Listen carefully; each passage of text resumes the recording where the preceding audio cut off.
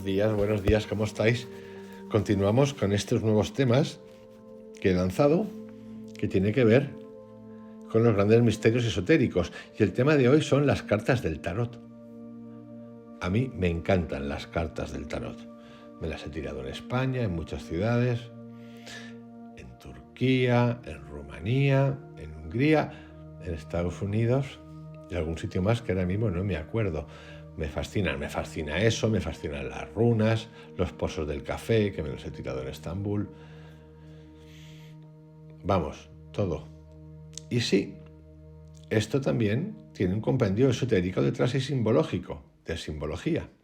Y sí, voy a hacer un audio-vídeo acerca de las cartas del tarot, que me las he leído, las he estudiado, hasta me las he tirado yo. Seguramente entre nosotros, seguro que hay alguno o alguna que las tira. Y quiero, en este descubrir de los grandes misterios esotéricos, entrar en profundidad en las diferentes versiones que hay y en qué es lo que cuentan. Abundan las discrepancias en las opiniones acerca del origen de los naipes, su finalidad y la fecha de su aparición en Europa. Se cree, o una de las versiones que se dan, es que las cartas llegaron al sur de Europa procedentes de India a través de Arabia. El sur de Europa puede ser Grecia, puede ser Italia, puede ser Portugal, puede ser España. Es probable que las cartas del tarot formaran parte de la tradición mágica y filosófica que los caballeros templarios obtuvieron de los sarracenos o de alguna de las sectas místicas que por entonces prosperaban en Siria. A su regreso a Europa, y para evitar la persecución, los templarios ocultaron el significado arcano de los símbolos, presentando las hojas de su libro mágico de forma ostensible como un recurso para entretenerse y hacer apuestas. La señora de John King, Van Rensselaer, apoya esta opinión y dice lo siguiente, que los guerreros trajeron las cartas a su regreso, como importaron a sus propios países muchas de las costumbres y los hábitos recién adquiridos en Oriente. Parece un hecho reconocido, que no contradice la afirmación de algunos autores que han declarado que los gitanos originarios de la India, que comenzaron a vagar por Europa por más o menos aquella época, trajeron consigo o introdujeron las cartas que empleaban tanto entonces como ahora para adivinar el futuro.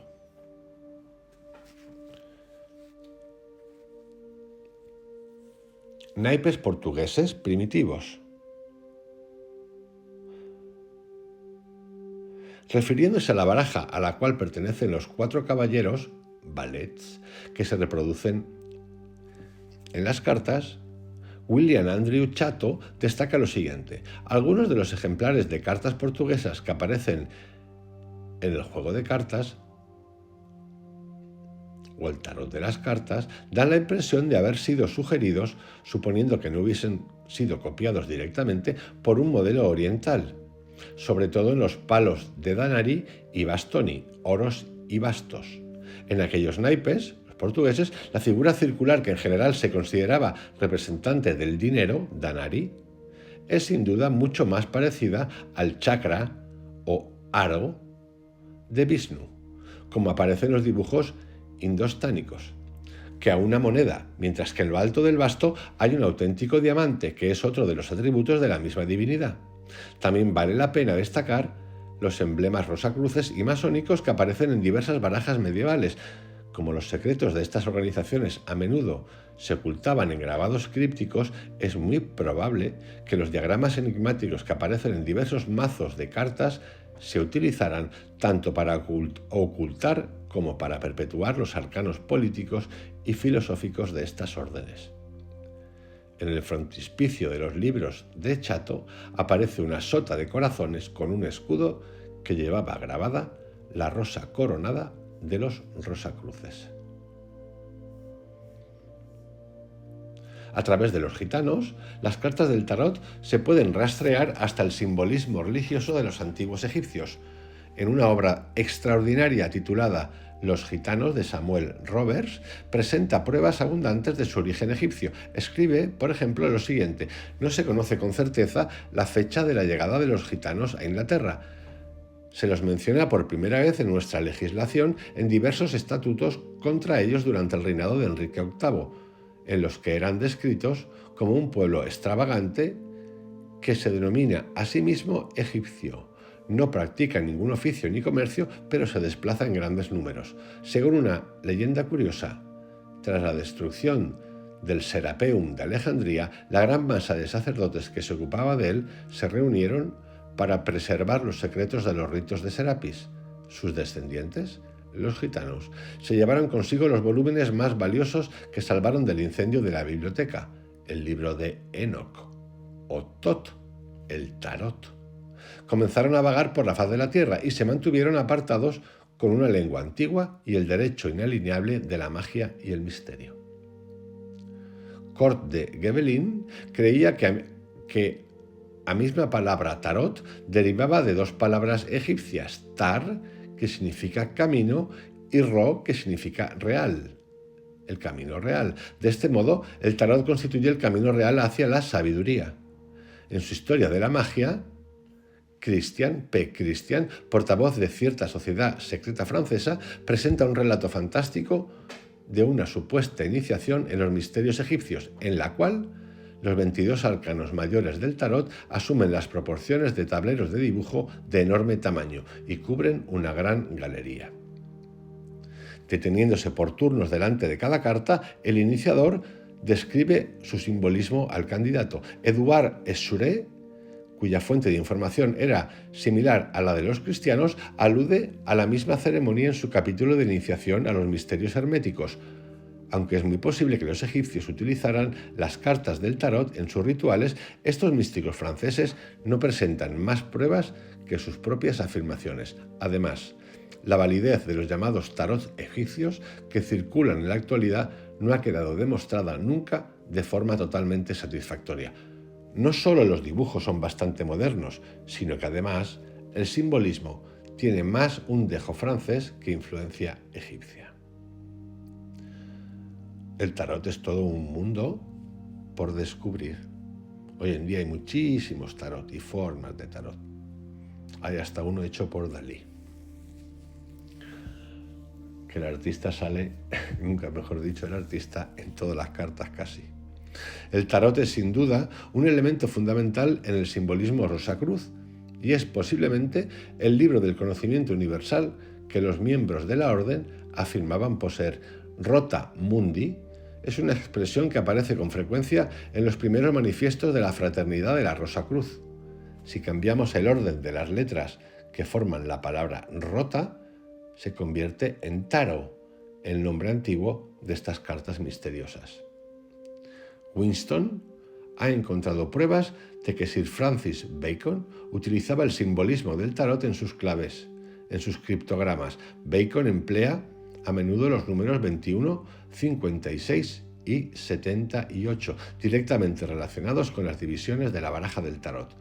En el Gran Folio de Shakespeare de 1623, el nombre de pila de Lord Bacon aparece 21 veces en la página 56 de las historias.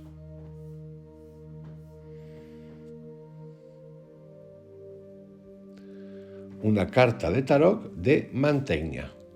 Uno de los ejemplos más curiosos de naipes son los de Mantegna.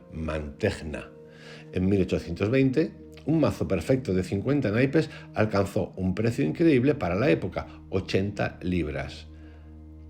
Los 50 temas que componen el tarot de Mantegna, cada uno de los cuales está representado por la figura correspondiente, son los siguientes. 1. El mendigo. 2. Paje. 3. Orfebre. 4. Comerciante. 5. Noble. 6. Caballero. 7. El duque. 8. Un rey. 9. Un emperador. 10. El papa. 11. Calíope. 12. Urania. 13. Terpsícore. 14. Erato. 15. Polimnia. 16. Talía. 17. Melpómene. 18. Euterpe. 19. Clio. 20. Apolo. 21. Gramática. 22. Lógica. 23. Retórica. 24. Geometría. 25. Aritmética. 26. Música. 27. Poesía. 28 filosofía, 29 astrología, 30 teología, 31 astronomía, 32 cronología, 33 cosmogonía, 34 templanza, 35 prudencia, 36 fortaleza, 37 justicia, 38 caridad, 39 esperanza, 40 fe, 41 la luna, 42 Mercurio, 43 Venus, 44 el Sol, 45 Marte, 46 Júpiter, 47 Saturno, 48 la octava esfera, 49 el primum mobile, 50 la primera causa. La importancia cabalística de estas cartas resulta evidente y es posible que guarden una analogía directa con las 50 puertas de la luz a las que hacen referencia los escritos cabalísticos. Muchos de los símbolos que aparecen en las cartas del tarot tienen un claro interés masónico. El numerólogo pitagórico también dirá que existe una relación importante entre los números de las cartas y los dibujos que acompañan a los números. Llamará de inmediato la atención del cabalista el orden significativo de las cartas, y para el alquimista ciertos emblemas no tendrán sentido, salvo para alguien muy versado en la química divina de la transmutación y la regeneración. Así como los griegos ponían las letras de su alfabeto con los números correspondientes sobre las diversas partes del cuerpo de su logos, representando con forma humana las cartas del tarot, presentan una analogía no solo con las partes y los miembros del universo, sino también con las divisiones del cuerpo humano. En realidad, constituyen la clave de la constitución mágica del hombre. Las cartas del tarot se deben considerar, uno, esto es importante para entenderlas, como jeroglíficos independientes y completos, cada uno de los cuales representa un principio, ley, poder o elemento de la naturaleza diferente. Dos, en relación las unas con las otras, como un agente que repercute en otro. Y tres, como vocales y consonantes de un alfabeto filosófico. Las leyes que rigen todos los fenómenos que representan mediante los símbolos que aparecen en las cartas del tarot, cuyos valores numéricos son iguales a los equivalentes numéricos de los fenómenos. Así como cada estructura está compuesta por ciertas partes elementales, las cartas del tarot representan los componentes de la estructura de la filosofía. Sea cual fuere la ciencia o la filosofía con la cual trabaje el estudioso, las cartas del tarot se pueden identificar con los componentes fundamentales de su materia, y de este modo cada carta se relaciona con una parte específica, según las leyes matemáticas y filosóficas. Una persona que estuviera en la cárcel, escribe Eliphas Levi, y no tuviera más libro que el tarot, si supiera usarlo, podría, en unos cuantos años, adquirir el conocimiento universal y sería capaz de hablar sobre todas las cuestiones con un conocimiento sin igual y una elocuencia inagotable.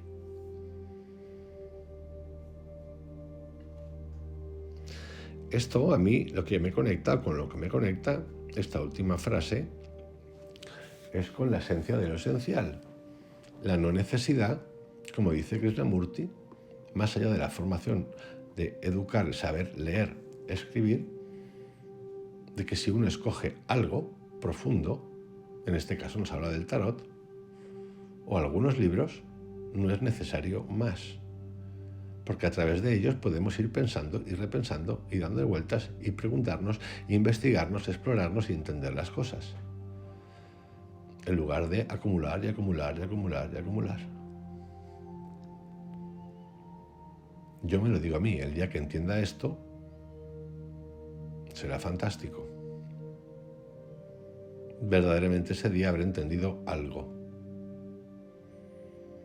Las diversas opiniones de expertos destacados sobre el simbolismo del tarot son bastante irreconciliables, como todo en la vida. Las conclusiones del doctor Kurt de Gevelin y del estrafalario Gran Eteila, las primeras autoridades en la materia, no solo están totalmente en desacuerdo con las de Levi, sino que éste desacredita a los dos por igual. La disposición de los arcanos del tarot, según Levi, fue rechazada a su vez por Arthur Waite y Paul Cassé, que la consideraban un intento de confundir a los estudiosos. Para los tarotistas reformados, los seguidores de Levi, sobre todo Papus, Christian Westcott y Escuré, Eran personas sinceras pero ignorantes que deambulaban en la oscuridad porque les faltaba la nueva baraja de cartas del tarot de Pamela Coleman Smith, revisada por Waite.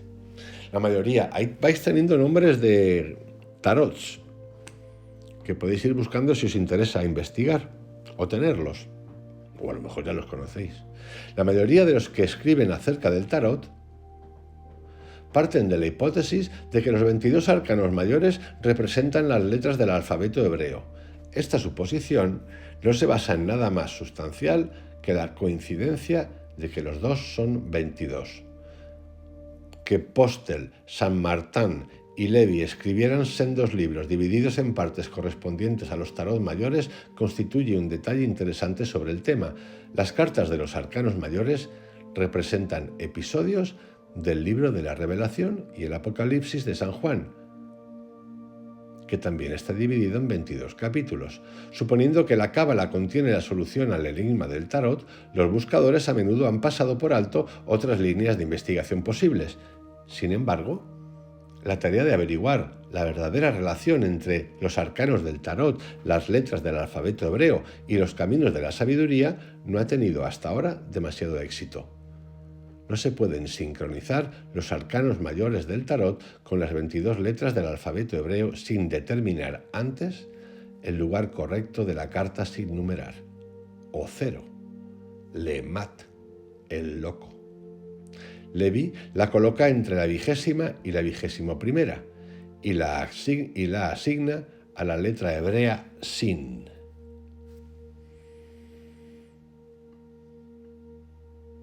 Yo no sé dónde la colocaría, pero creo que el loco ocupa un espacio no material, ni siquiera de pensamiento.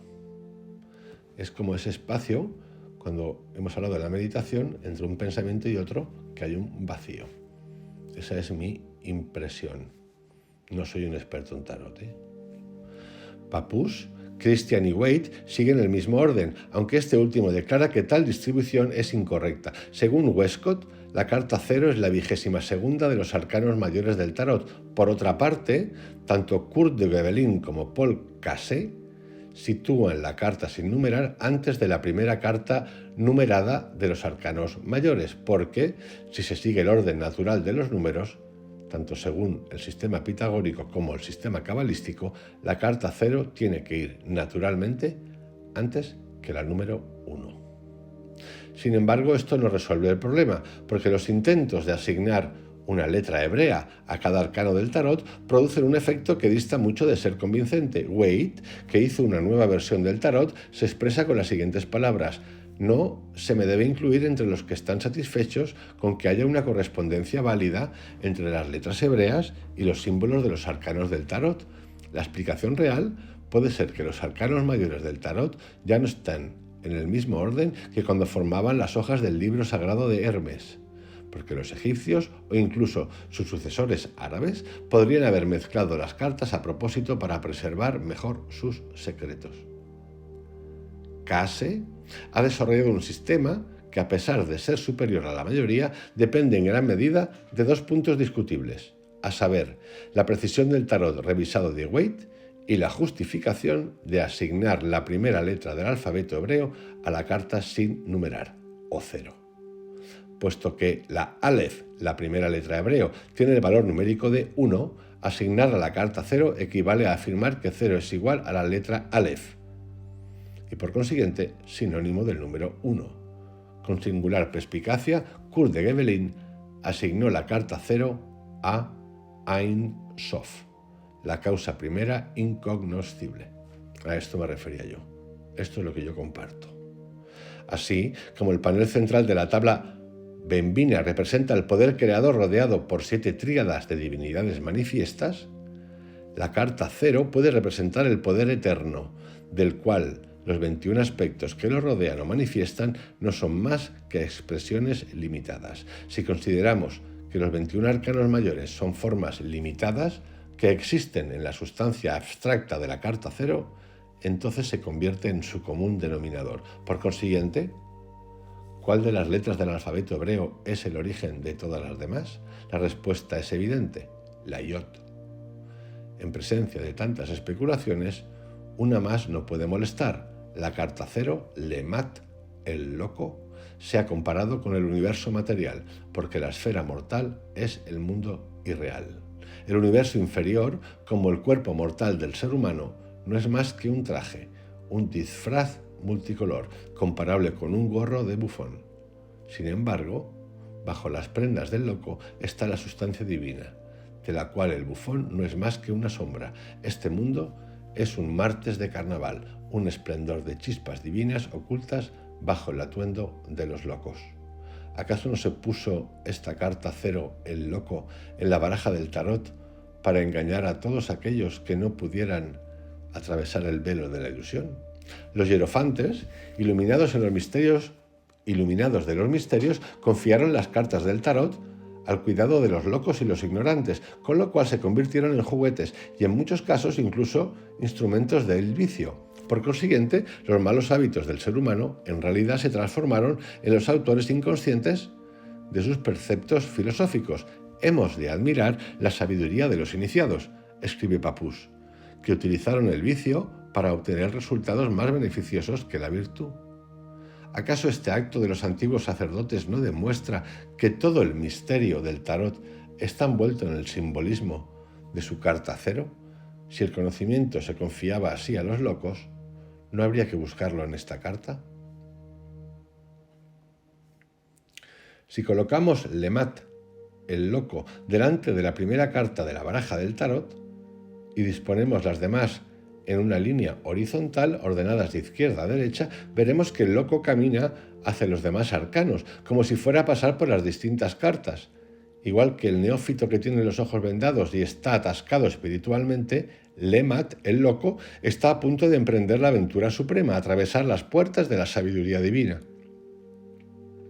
Si consideramos que la carta cero no tiene ninguna relación con los arcanos mayores, desaparece la analogía numérica entre estas cartas y las letras hebreas, al quedar una de estas sin su correspondencia en el tarot.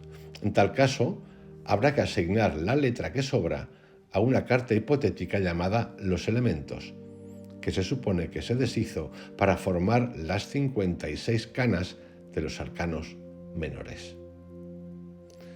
Es posible que cada uno de los arcanos mayores esté sujeto a una división similar. El arcano mayor, número 1, se llama Le Bateleur, el mago, y según Kurt de Gebelin, indica que toda la estructura de la creación no es más que un sueño, que la existencia es hacer juegos malabares con los elementos divinos y que la vida es un juego perpetuo de riesgos. ¡Qué magnífica definición! Me encanta, la vamos a repetir. El arcano mayor número 1 se llama Le Bateleur, el mago, y según Kurt de Gebelin, indica que toda la estructura de la creación no es más que un sueño, que la existencia es hacer juegos malabares con los elementos divinos y que la vida es un juego perpetuo de riesgos. Los aparentes milagros de la naturaleza no son más que proezas de la prestidigitación cósmica. El ser humano es como la pelotita en manos del mago, que agita su varita y ¡zas!, la hace desaparecer. El mundo que lo observa no se da cuenta de que el objeto desaparecido ha sido escondido con habilidad por el mago en el hueco de su mano. Se trata del mismo experto al que Omar Khayyam denomina el maestro del espectáculo. Su mensaje es que los sabios dirigen los fenómenos de la naturaleza y jamás se dejan engañar por ellos. El mago está de pie detrás de una mesa, sobre la cual hay varios objetos, entre los que destacan una copa, el Santo Grial, y la copa que José puso en el saco de Benjamín, una moneda, el tributo y los salarios del maestro constructor, y una espada, la de Goliat, y también la hoja mística del filósofo, que separa lo falso de lo verdadero. El tocado del mago tiene la forma de la curva lemniscata, que representa el primer movimiento de la creación. En realidad es la luz. La luz. Su mano derecha, ondas vibracionales, su mano derecha apunta a la tierra y con la izquierda sujeta en alto la varita que simboliza su hegemonía sobre el universo terrestre. los objetos que están sobre la mesa. La varita es la vara de Jacob y también la vara que reverdeció, la columna vertebral del ser humano coronada por el globo de la inteligencia creativa. En el tarot pseudo-egipcio, el mago lleva un uraeus o una cinta dorada sobre la frente. La mesa que tiene delante tiene la forma de un cubo perfecto y su cinturón es la serpiente de la eternidad que devora su propia cola. Carl Jung. El arcano mayor número 2 se llama la papez, la papisa o la sacerdotisa, y se ha asociado con una leyenda curiosa acerca de la mujer, de la única mujer que ocupó jamás la silla pontificial, la papisa Juana, si no recuerdo mal. No lo reconoce el Vaticano esto, pero existió, es real. Se supone que la papisa Juana lo consiguió disfrazándose de hombre y que murió lapidada cuando se descubrió su subterfugio. En esta carta aparece una mujer sentada, coronada con una tiara rematada por una media luna. En el regazo tiene la Torá o el libro de la ley, por lo general parcialmente cerrado, y en la mano izquierda las claves de la doctrina secreta, una llave de oro y otra de plata. Detrás de ella se alzan dos pilares, Hashim y Boaz, entre los cuales se extiende un velo multicolor. Su trono está sobre un suelo que parece un tablero de ajedrez. Algunas veces aparece una figura llamada Juno en lugar de la sacerdotisa. Como la hierofante de los misterios de Cibelea, esta figura simbólica representa la Sejiná o la sabiduría divina. En el tarot pseudo-egipcio, la sacerdotisa lleva un velo para recordar que todo el rostro de la verdad no se revela al hombre no iniciado. Qué distinto de la realidad de ahora, todo confundido. Un velo cubre también la mitad de su libro, con lo cual da a entender que solo la mitad del misterio del ser se puede comprender. El arcano mayor número 3 se llama la Imperatrice, la emperatriz, y se ha comparado con la mujer vestida del sol que se describe en el Apocalipsis. En esta carta aparece la figura sublime de una mujer sentada en un trono, que sostiene en la mano derecha un escudo con un fénix grabado y en la izquierda un cetro coronado por un orbe o una flor con 3 hojas. Debajo del pie izquierdo a veces aparece la media luna. Lleva una corona o le rodea la cabeza una diadema de estrellas y a veces las dos cosas. Recibe el nombre de generación y representa el mundo espiritual triple, del cual sale el mundo material cuádruple. Para el graduado en la Universidad de los Misterios, es el alma mater de cuyo cuerpo el iniciado vuelve a nacer.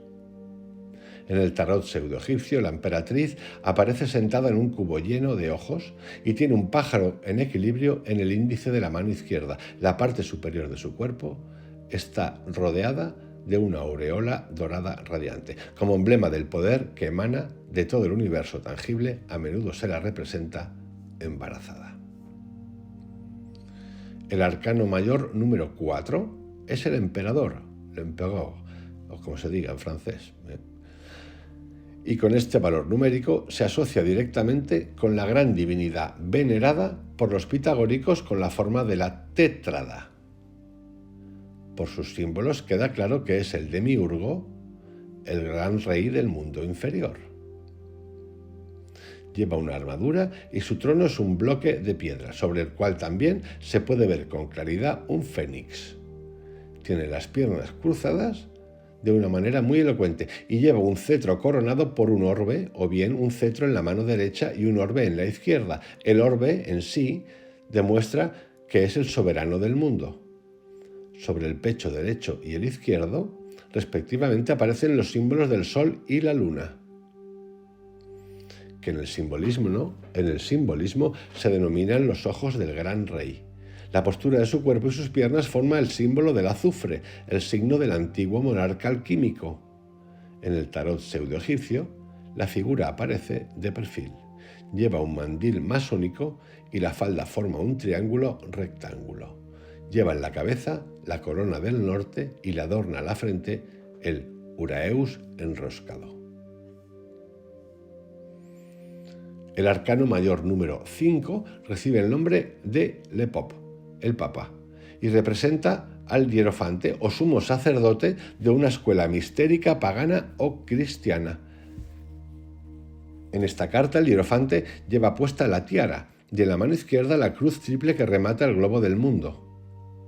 La mano derecha, que lleva en el dorso los estigmas, hace el signo eclesiástico del esoterismo, y ante él se arrodillan dos suplicantes o acólitos.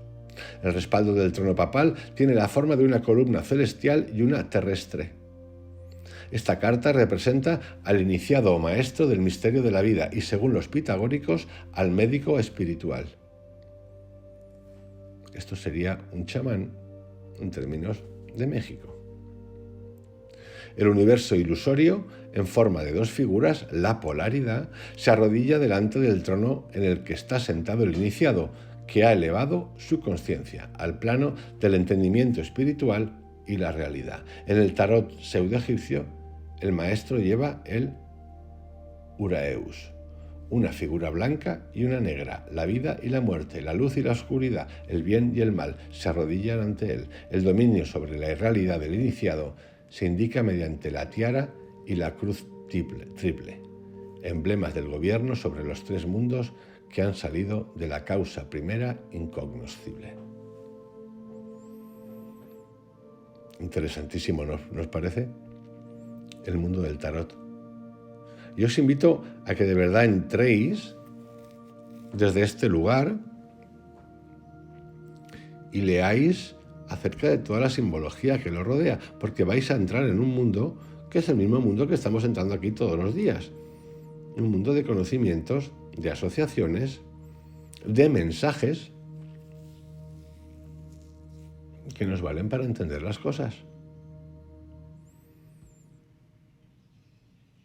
El arcano mayor número 6 se llama l'Amoureux, los amantes. Esta carta tiene dos formas distintas. Una muestra una ceremonia de bodas en la que un sacerdote une a un joven y a una doncella, Adán y Eva, en santo matrimonio. Algunas veces aparece por encima una figura alada que traspasa a los amantes con su dardo. La otra forma de la carta muestra a un joven con una figura femenina a cada lado. Una de estas figuras lleva una corona dorada y tiene alas, mientras que la otra está ataviada con las prendas largas. Repito, mientras que la otra está ataviada con las prendas largas y sueltas de las bacantes y lleva en la cabeza una corona de hojas de parra. Las doncellas representan la dualidad del alma del ser humano, lo espiritual y lo animal. La primera, su ángel guardián, y la segunda, su demonio siempre presente. El joven está al comienzo de su madurez, en la bifurcación del camino, donde debe escoger entre la virtud y el vicio, entre lo eterno y lo temporal. Esto lo cambiáis para la mujer y está el ángel al lado o la ángela al lado, el ángel al lado y el demonio al lado, y es lo mismo. Arriba, en un halo de luz, está el genio del destino, su estrella, que los profanos confunden con Cupido. Si el joven hace una elección imprudente, la flecha del destino, que tiene los ojos vendados, lo atravesará. Esto es importante para cuando la veáis. Si el joven hace una elección imprudente, si la joven hace una elección imprudente, la flecha del destino, que tiene los ojos vendados, lo atravesará. En el tarot pseudo-egipcio, la flecha del genio apunta directamente a la figura del vicio, con lo cual indica que su camino conduce a la destrucción. Esta carta recuerda al ser humano que el precio del libre albedrío, o mejor dicho, de la capacidad de elección, es la responsabilidad. Esta carta es súper importante, a mí me gusta mucho porque siempre que la he visto la leía mal. Era como el amor, total, qué maravilla. Y sin embargo tiene otra interpretación. El arcano mayor, número 7, se llama el carro, le Chariot, y representa a un guerrero victorioso con una corona y montado en un carro tirado por esfinges o caballos blancos y negros. 4 columnas sostienen el dosel estrellado del carro. Esta carta representa al exaltado que viaja en el carro de la creación. El vehículo de la energía solar que lleva el número 7 revela la verdad arcana de que los 7 planetas son los carros del poder solar que viaja victorioso entre ellos. Las 4 columnas que sostienen el dosel representan a los 4 poderosos que sostienen los mundos representados por las colgaduras tachonadas de estrellas. La figura lleva el cetro de la energía solar y adornan sus hombros 2 medias lunas, Urim y Tumim. Las esfinges que tiran del carro representan el poder secreto y desconocido que transporta sin cesar al soberano victorioso por las distintas partes de su universo. En algunas barajas del tarot, el vencedor representa al hombre regenerado, porque el cuerpo del carro es un cubo de piedra. La mujer con la armadura no está de pie en el carro, sino que sale del cubo, con lo cual representa la ascensión del 3 dentro del 4, del 3 desde el 4. Momento de levantar la solapa del mandil del maestro masón. En el tarot pseudo-egipcio, el guerrero lleva la espada curva de luna. Tiene barba como símbolo de madurez y se adorna con el collar de las órbitas planetarias. Su cetro, que simboliza el universo triple, lleva un cuadrado en el extremo, con un círculo encima, rematado por un triángulo. El arcano mayor número 8 se llama la justicia. La justicia representa una figura sentada en un trono, cuyo respaldo se eleva en forma de 2 columnas. Está coronada y lleva en la mano derecha una espada y en la izquierda una balanza. Esta carta recuerda el juicio del alma en la sala de Osiris. Enseña que solo las fuerzas equilibradas resisten y que la justicia eterna destruye con la espada lo que está desequilibrado. A veces se representa la justicia con una trenza de su propio cabello enroscada en torno al cuello, de una manera semejante al nudo de un ahorcado.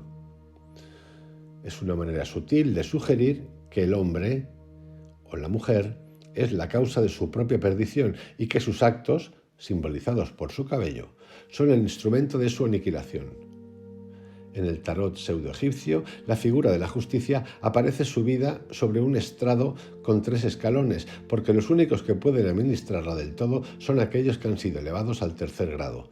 La justicia tiene los ojos vendados, para que lo visible no influya en modo alguno en su decisión. Esta de la justicia es buenísima porque dice, es una manera sutil, lo del cabello, de sugerir que el hombre es la causa de su propia perdición y que sus actos simbolizados por su cabello son el instrumento de su aniquilación. Esto es el libre albedrío, esto es lo que hacemos en meditación cuántica. ¿Qué hacemos? Revisar nuestros actos, entenderlos, comprenderlos, aceptar su origen, visualizarlo, nombrarlo, no nombrarlo más, trascenderlo, trascender el cuerpo, el espacio y el tiempo. Esto es lo mismo que la meditación cuántica, está todo conectado.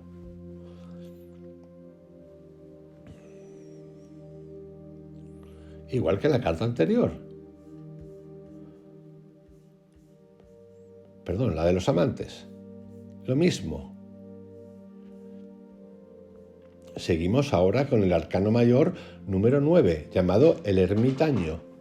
Este también me ha gustado a mí muchas veces. Y me ha aparecido muchísimas veces. Representa a un anciano envuelto en el hábito de un monje con capucha, inclinado sobre un bastón. La creencia popular era que esta carta representaba a Diógenes en su búsqueda de un hombre honrado. En la mano derecha, el ermitaño lleva una lámpara que oculta en parte entre los pliegues de su capa. Por consiguiente, el ermitaño representa las organizaciones secretas que, durante siglos incontables, han ocultado celosamente a los profanos la luz de la sabiduría antigua. El bastón del ermitaño es el conocimiento, que es el principal y el único apoyo del ser humano. Algunas veces, la vara mística está dividida por nudos en 7 partes, a modo de sutil referencia al misterio de los 7 centros sagrados que existen a lo largo de la columna del hombre. Esos son los chakras. En el tarot pseudo-egipcio, el ermitaño protege la lámpara tras una capa rectangular para hacer hincapié en la verdad filosófica de que, si se expone la sabiduría a la furia de la ignorancia, quedaría destruida como la llamita de una lámpara que no estuviese protegida de la tormenta. Esto es un ejemplo de lo que ocurre en la actualidad. Siempre ha ocurrido. La charlatanería está presente todo el tiempo. Hoy está presente como wellness, es decir, como bienestar. Y ahí metemos un saco de cosas, no solamente la bellecita. Meditación para hacer meditación, yoga para hacer yoga, cursitos para hacer cursitos. Lo mismo, hazte rico en 2 minutos.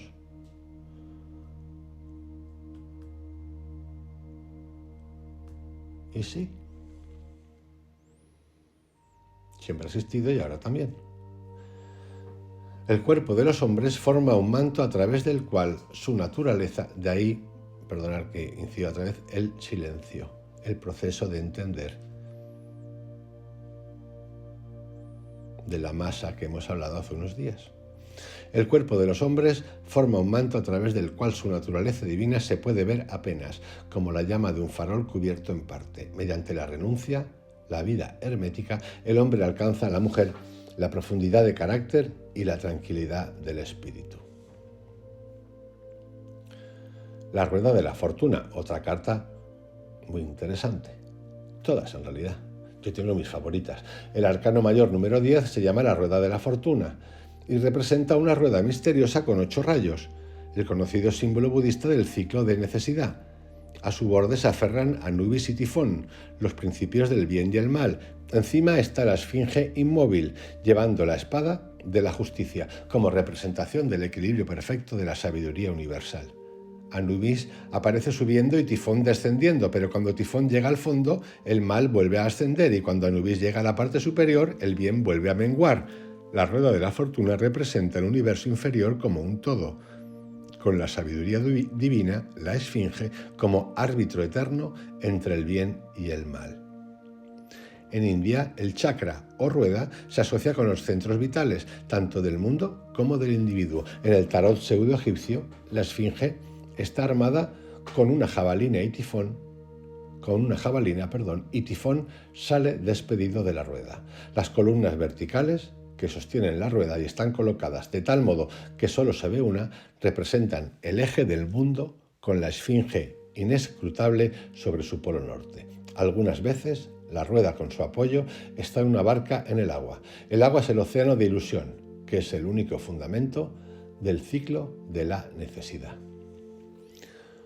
Y el apego. El arcano mayor número 11 es el de la fuerza. La fuerza representa a una muchacha con un sombrero en forma de lemníscata y las manos sobre la boca de un león de apariencia feroz. Hay mucha controversia con respecto a si la joven está abriendo o cerrando la boca del león. La mayoría de los autores dicen que le está cerrando las fauces. Yo en los dibujos que veo me da la impresión que es lo contrario, aunque un examen crítico transmite la impresión contraria. La joven simboliza la fuerza espiritual y el león puede ser el mundo animal que la muchacha está dominando, o la sabiduría secreta de la cual es dueña. El león representa también el solsticio de verano y la muchacha a Virgo, porque cuando el sol entra en esta constelación, la Virgen roba al león su fuerza. El trono del rey Salomón estaba adornado con leones y a él mismo se le comparaba con el rey de las bestias, que tenía la clave de la sabiduría entre los dientes. En este sentido, la muchacha podría estar abriendo la boca del león para hallar la llave que tiene dentro, porque el valor es un requisito previo para adquirir el conocimiento. Esto es vital. El valor es un requisito previo para adquirir el conocimiento, el coraje de llevar el proceso intelectual de tengo ese miedo, a ponerlo en acción. Eso es el coraje. En el tarot pseudo-egipcio el simbolismo es el mismo, salvo que la doncella se representa como una sacerdotisa que lleva una corona compleja en forma de un pájaro rematado por serpientes y un ibis. Vamos a otro que cuando lo vemos como que se nos ponen a temblar las piernas, en plan un poco cómico. El colgado. El arcano mayor número 12 se llama Le Pendu, el colgado, y representa a un joven colgado por su pierna izquierda de una viga horizontal que está sostenida por 2 troncos de árbol, de cada uno de las cuales se han cortado 6 ramas. La pierna derecha del joven está cruzada por detrás de la izquierda y tiene los brazos cruzados detrás de la espalda, de tal manera que forma una cruz por encima de un triángulo con la punta hacia abajo. La figura constituye de este modo un símbolo invertido del azufre y, según Levi, significa la consecución de la magnum opus. Fijaros cuánta falta de información tenemos. Yo siempre que veía el colgado era decir, desastre a la vista. No me aclaro, esa era mi lectura. Y fijaros lo que nos cuenta, lo que cuento. La figura constituye de este modo un símbolo invertido del azufre y, según Levi, significa la consecución de la magnum opus, de la obra magna, la transmutación. En algunas barajas, la figura lleva bajo cada brazo un saco de dinero del cual caen monedas. La tradición popular asocia esta carta con Judas Iscariote, del cual se dice que fue y se ahorcó, y los sacos de dinero representan el pago que recibió por su traición. Levi compara al colgado con Prometeo, el sufridor eterno, y declara, además, que los pies vueltos hacia arriba indican la espiritualización de la naturaleza inferior. También es posible que la figura invertida indique la pérdida de las facultades espirituales, porque la cabeza está por debajo del nivel del cuerpo. Los muñones de las 12 ramas son los signos del zodiaco divididos en dos grupos, los positivos y los negativos. Por consiguiente, la imagen representa el triunfo temporal de la polaridad sobre el principio espiritual del equilibrio.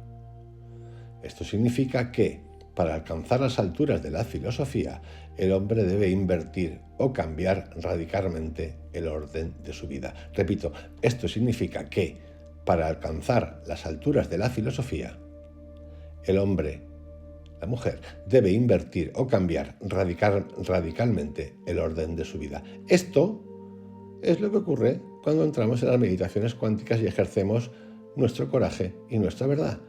Cambiamos radicalmente el orden de nuestra vida. Se acaban los apegos. Entonces pierde su sentido de posesión personal, porque renuncia a la regla del oro en favor de la regla de oro. Renuncia a la regla del oro en favor de la regla de oro. En el tarot pseudo-egipcio, el colgado está suspendido entre dos palmeras y representa a la divinidad solar, que muere eternamente por su mundo. La muerte, el arcano mayor número 13, y representa un esqueleto cosechando con una gran guadaña que va cortando las cabezas, las manos y los pies que surgen de la tierra a su alrededor. En el transcurso de su labor, parece que el esqueleto se ha cortado uno de sus propios pies. Esta peculiaridad no se manifiesta en todas las barajas del tarot, pero este punto destaca muy bien la verdad filosófica de que el equilibrio y la destructividad son sinónimos. Este punto destaca muy bien la verdad filosófica de que el desequilibrio y la destructividad son sinónimos. El esqueleto es el emblema adecuado de la divinidad primera y suprema, porque es el fundamento del cuerpo, como lo absoluto es el fundamento de la creación. El esqueleto que cosecha representa físicamente la muerte, pero filosóficamente es el impulso irresistible de la naturaleza que hace que cada ser acabe por absorberse dentro de la condición divina en la que existía antes de que se manifestase el universo ilusorio. Es la esencia. La hoja de la guadaña es la luna, con su poder cristalizador. El campo en el que cosecha la muerte es el universo, y la carta revela que todo lo que crece fuera de la tierra será cortado y volverá a la tierra. Los reyes, las reinas, los cortesanos y los truhanes son iguales para la muerte, que es la dueña de las partes visibles y aparentes de todas las criaturas. En algunas barajas del tarot, la muerte se representa como una figura con armadura montada en un caballo blanco que pisotea tanto a los ancianos como a los jóvenes. En el tarot pseudo-egipcio se puede ver un arco iris detrás de la figura de la mente, para indicar que la mortalidad del cuerpo alcanza la inmortalidad del espíritu. A pesar de que la muerte destruye la forma, jamás puede destruir la vida, que se renueva constantemente. Esta carta es el símbolo de la renovación permanente del universo, la desintegración para que pueda haber reintegración en un nivel superior de expresión. Carta arcano número 14, la templanza. representa una figura angelical con el sol sobre la frente. Lleva dos recipientes, uno vacío y el otro lleno, y vierte constantemente el contenido del más alto en el que está más abajo. En algunas barajas del tarot, el agua que fluye adopta la forma del símbolo de Acuario. No obstante, ni una gota del agua viva se desperdicia en aquel traspaso interminable entre el recipiente superior y el inferior. Cuando se llena el de abajo, se invierten los recipientes, lo que representa que la vida pasa primero de lo invisible a lo visible. Atentos a esto. Representa que la vida pasa primero de lo invisible a lo visible y después de lo visible otra vez a lo invisible. Aquí tenéis un recurso fácil de usar para entender que hay muchas cosas que todavía no vemos y son reales. El espíritu que controla este flujo es un emisario del gran Jehová, el demiurgo del mundo. El sol, o la acumulación de luz, en la frente de la mujer controla el flujo de agua, que tras ser atraído hacia el aire por los rayos solares, desciende sobre la tierra en forma de lluvia, para volver a ser atraída hacia arriba y a descender ad infinitum, hasta el infinito. Aquí se demuestra también el paso de las fuerzas de la vida humana de un lado a otro, entre el polo positivo y el negativo del sistema creativo. La polaridad en el tarot pseudoegipcio, el simbolismo, es el mismo. Esto que tenéis aquí en estas cartas lo tenéis en el Kybalion. Si entendéis el Kybalion, entendéis esto de manera facilísima. Aunque la figura alada es masculina en lugar de femenina, está rodeada por una aureola solar y vierte agua de un recipiente de oro a uno de plata, con lo cual representa el descenso de las fuerzas celestiales a las fuerzas sublunares. Número 15. El diablo. Representa una criatura semejante a Pan, con cuernos de carnero o de ciervo, brazos y cuerpo de hombre y piernas y pies de cabra o de dragón. La figura está de pie sobre una piedra cúbica, en cuya cara anterior hay un aro al cual están encadenados dos sátiros. A modo de cetro, este llamado demonio lleva una antorcha o una vela encendida. Toda la figura simboliza los poderes mágicos de la luz astral o el espejo universal, en el cual se reflejan las fuerzas divinas en un estado invertido o infernal. El demonio tiene alas de murciélago para demostrar que pertenece a la esfera inferior, nocturna o de las sombras. Las naturalezas animales del ser humano, en forma de un elemental masculino y uno femenino, están encadenadas a su cascabel. La antorcha es la luz falsa que guía a las almas no iluminadas hacia su propia perdición. En el tarot pseudoegipcio aparece Tifón, una criatura alada, mezcla de cerdo, ser humano, murciélago, cocodrilo e hipopótamo, de pie en medio de su propia destructividad y sosteniendo en alto la tea del incendiario. Tifón es creado por las propias fechorías del ser humano, que al volverse contra quien las comete, lo destruyen. El arcano mayor número 16, o llamado Feu du Ciel, el fuego del cielo, y representa una torre cuyas almenas, o la torre, yo siempre lo he leído como la torre, cuyas almenas, una torre cuyas almenas, en forma de corona, son destruidas por un relámpago que sale del sol. Es posible que la corona, bastante más pequeña que la torre que remata, indique que su destrucción se debe a su insuficiencia. El relámpago a veces tiene la forma del signo zodiacal de Escorpio y la torre se puede considerar un emblema fálico.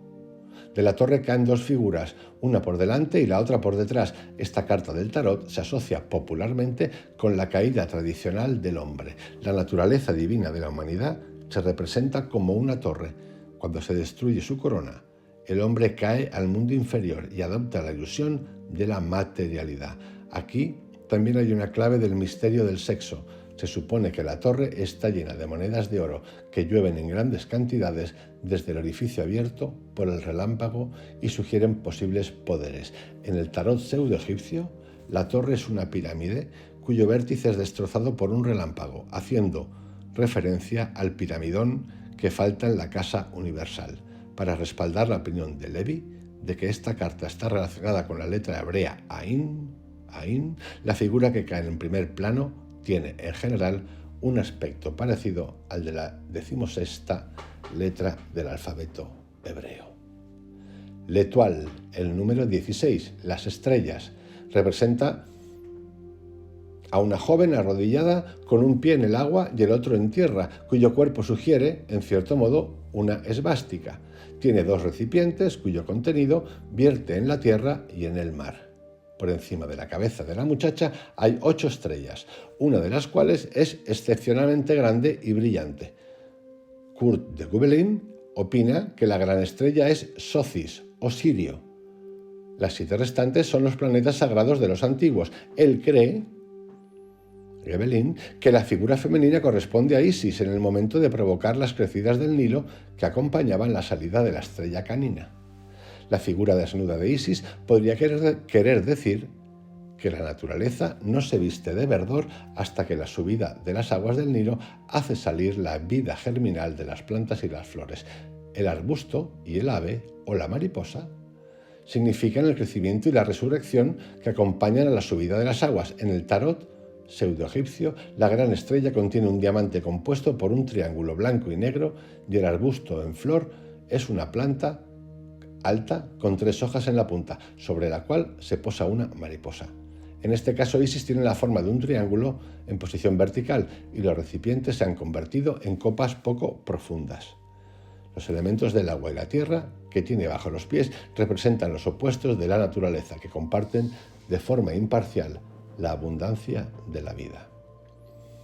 Otra carta interesante, la que viene ahora, la luna, número 18, representa la luna que sale entre 2 torres, una clara y la otra oscura.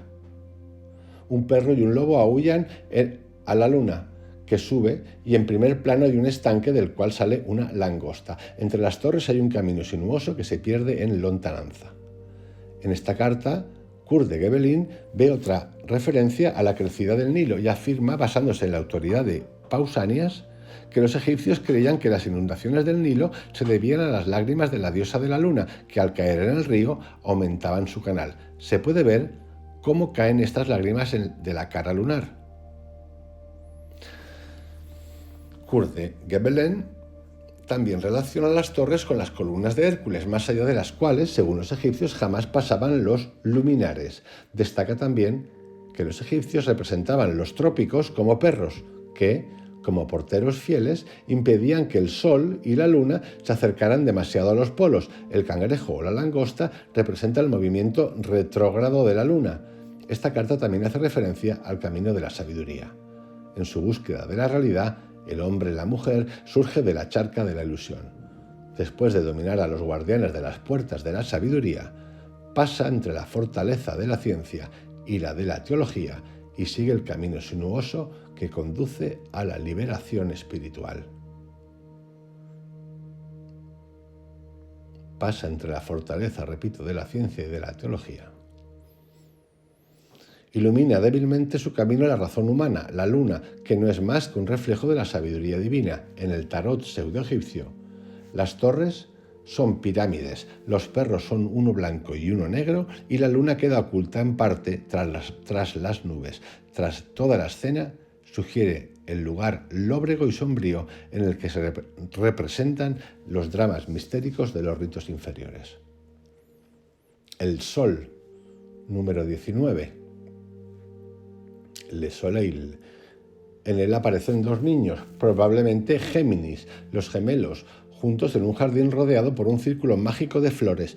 Uno de estos niños debería aparecer como un varón y el otro como una niña. Detrás de ellos hay una pared de ladrillos que, según parece, circunda el jardín. Por encima de la pared sale el sol, cuyos rayos son rectos y curvos. Alternativamente, 13 lágrimas caen de la cara del sol. Levi, que ven los 2 niños a la fe y a la razón, que deben coexistir mientras perdure el universo temporal, escribe lo siguiente. El equilibrio humano requiere 2 pies, los mundos gravitan mediante 2 fuerzas y para la procreación hacen falta 2 sexos. Este es el significado del arcano de Salomón, representado por los 2 pilares del templo, Jaquim y Boaz. El sol de la verdad brilla en el jardín del mundo, presidido por estos 2 niños, como personificaciones de los poderes eternos. La armonía del mundo depende de la coordinación de 2 cualidades simbolizadas a lo largo de los siglos como la mente y el corazón. En el tarot pseudoegipcio, En lugar de los niños aparecen un joven y una doncella. Por encima de ellos, en una aureola solar, aparece el emblema fálico de la reproducción, una mea que atraviesa un círculo. Géminis está regido por Mercurio y los dos niños personifican a las serpientes enroscadas en torno al caduceo. El juicio final, el arcano número 20. Como veis, si nos ponemos a estudiar con tranquilidad, tampoco sin obsesión, lo que nos cuentan las cartas, podemos descubrir un montón de cosas verdaderamente fascinantes. Fascinantes. Cosas que tienen que ver con la meditación, cosas que tienen que ver con los textos budistas, hinduistas, con las cosas que nos cuentan tantos grandes maestros, tantos profesores, tantos iniciados, si queréis, tantas personas, gente común haciendo cosas fabulosas. Así es. El arcano mayor número 20 se llama el juicio final y representa 3 figuras que parecen surgir de sus tumbas, aunque solo se ve un ataúd. Por encima de ellas y cubierta de gloria hay una figura alada, supuestamente el arcángel Gabriel, tocando una trompeta. Esta cana representa la triple naturaleza espiritual del hombre que se libera del sepulcro de su constitución material. Como en realidad solo 1/3 del espíritu entra en el cuerpo físico, los otros 2/3 constituyen el anthropos o superhombre hermético. Solo una de las 3 figuras sale efectivamente de la tumba. Kurt de Gebelen cree que tal vez lo del ataúd fue una idea que se les ocurrió en el último momento a los que inventaron la cana y que en verdad la escena representa la creación más que la resurrección. En filosofía, estas 2 palabras son casi sinónimas. El toque de trompeta representa la palabra creadora, que hace que el hombre, al pronunciarla, se libere de sus limitaciones terrenales. Podría ser perfectamente el yo soy. En el tarot pseudo-egipcio es evidente que las 3 figuras representan las partes de un solo ser, porque aparecen 3 momias saliendo de un solo sarcófago.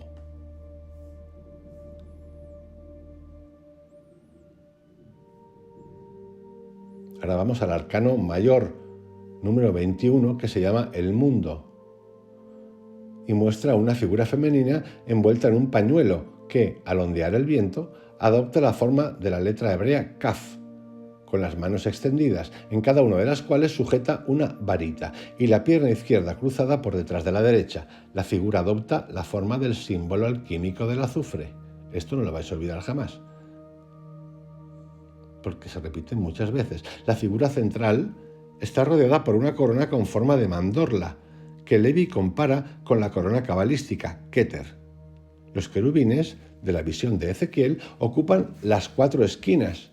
Esta carta recibe el nombre del microcosmos y el macrocosmos, porque en ella se sintetizan todos los seres que contribuyen a la estructura de la creación. La figura que tiene la forma del símbolo del azufre representa el fuego divino y el corazón del gran misterio. La corona es la naturaleza que rodea el centro fogoso. Los querubines representan los elementos, los mundos, las fuerzas y los planos que salen del centro divino y fogoso de la vida. La corona también representa la corona del iniciado, que se entrega a los que dominan a los 4 guardianes y llegan ante la verdad revelada. En el tarot pseudo-egipcio, los querubines rodean una corona compuesta por 12 flores trifoliadas, los decanatos del zodiaco. Una figura humana arrodillada por debajo de la corona toca un arpa de 3 cuerdas, porque el espíritu debe crear armonía en la triple constitución de su naturaleza inferior, antes de poder conseguir la corona solar de la inmortalidad.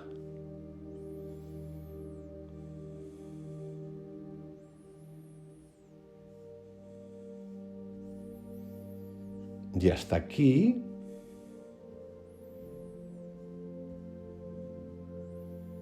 todos los arcanos mayores.